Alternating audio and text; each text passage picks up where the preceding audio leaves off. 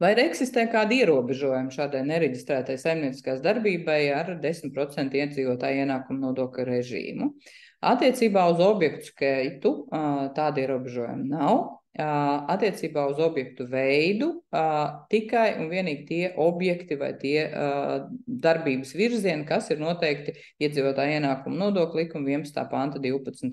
daļā. Tad, kā jau es no panta izriet, tad tie ir nekustama manta, kas jums pieder, iznomāšana, izīrēšana, dabas resursu nodošana lietošanā vai atturēšanās no viņu lietošanas, kustamās mantas pārdošana, ja pārdošana pārsniedz slieksni, pie kura būtu jāreģistrējās saimnieciskās darbības veicējiem, tad 14,300 ar astīti, kas ir noteikti tajā pašā 11.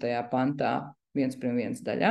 Tātad tie ir tie virzieni, kuros mēs varam šos 10% piemērot. Visai pārējai saimnieciskai darbībai šis režīms nav piemērojams.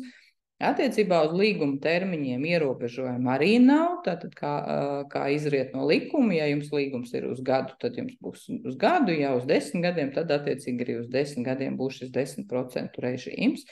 Attiecībā uz objektu īpašniekiem ir tā, ka no likuma izriet, ka jūs varat tātad sev piederošo un arī apakšīru un apakšnomu ir norādīta kā vēl viena objekta. Tātad sanāk faktiski galvenokārt tā ir jums noteikti piederošā manta, bet ja jūs kaut ko īrējat un tālāk atdodat apakšīrē, tad arī tajā gadījumā jūs šo 10% likmi savam ienākumam varēsiet piemērot, bet, ja jums, teiksim, nav nekāda līguma attiecību vai nav piederības, teiksim, kustamai mantai, ko jūs pārdodat, ja jūs pārdodat kādai citai personai piederošu mantu, tad, protams, ka šis 10% režīms nebūs piemērams. Tā kā primāri parasti mēs šo režīmu piemēram tad, ja tas, ko mēs atsevinam vai tas, ko mēs izīrējam vai iznomājam, pieder tieši mums, tātad mums piederošu īpašumu.